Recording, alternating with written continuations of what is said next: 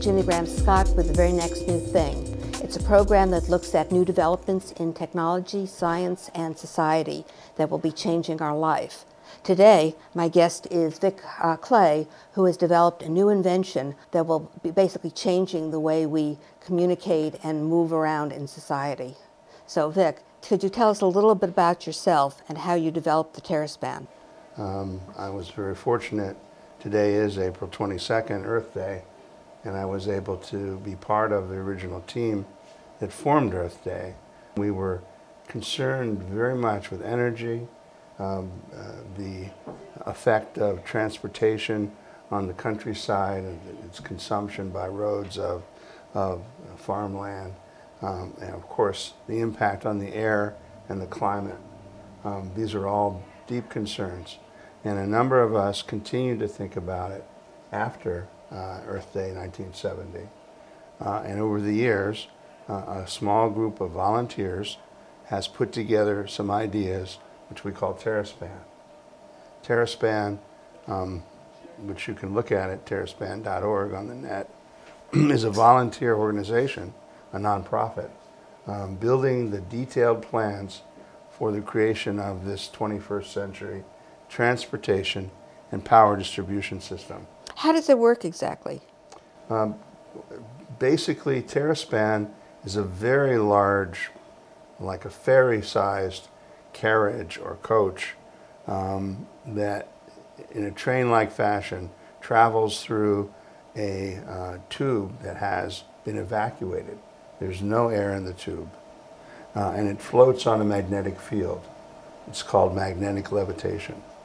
It travels through the tube, accelerating it up to speeds like 5,000 miles an hour. To get across the United States takes about 1 hour. Would this be something that people would use, or would it be more for transporting freight, or for both? It's for both. It's definitely for both. The carrying capacity of the system is very high. Many, many people can travel. But it is a long-haul system. It's meant to replace transit from coast to coast, long ranges from north to south, where its unusual speed and capabilities make it particularly powerful. What kind of reactions have you gotten to this project from companies or politicians or other people you've approached? Well, we've mainly talked to common people and to other scientists and technical people about it. Mm-hmm. And the reception from scientists and technical people has been very good.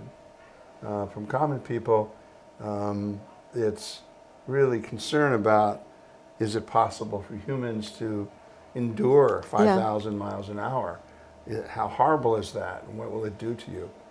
And so we try to deal with that and explain that when you fly from coast to coast, you're flying at 500 miles an hour, but you don't feel like you're moving very much.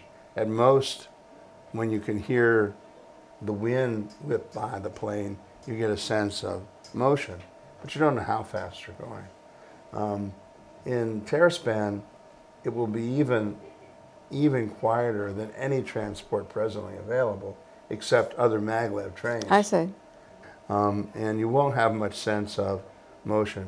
The amount of acceleration is very small, about the same as the acceleration you get when you step on that moving sidewalk at the airport. Very little acceleration, kind of constant for a while, then constant deceleration. Again, at very, very modest amounts. Yeah, I think what people might be thinking of is these images of rockets going off in space and scientists floating around in the chambers. Right, there's no floating. and you know, it's not going to be operated at a speed at which it can leave the Earth. How will it change us? Well, in order to have Terraspan, say, go through the Bering Straits and then connect all of Asia and Europe together with, we would hope, North and South America, it requires a significant political stability. And there needs to be cooperation between these countries. And anything that improves trade and makes us cross-dependent, I believe, helps to create long-term peace. And anything that increases productivity, and Terraspan will definitely do that, increases the net wealth of the world. Now, you mentioned inventions, and you've done a lot of other inventions. What are some of the other things you've invented? First of all, there's more than me involved in inventing Terraspan. I see. But I have been involved with things like the touchpad, which I think most of us know about from our phones, and the iPhone where you touch it. I invented that in 1976. Oh. And I've been developing nanotechnology things, including a method in 1996 to repair next generation semiconductor parts, which kind of opened the door for the present generations of microprocessors. Thank you. Is there anything I haven't asked you that you'd like to say? Well, you know, I would hope that the people who are viewing this would consider helping Terraspan by going to the website. That's at www.terraspan.org. Okay, well, thank you so much for being with us. And you've been watching the Very Next New Thing with Gini Graham Scott, and this is Vic Kley, which we've been talking about the Terraspan. So join us again next time.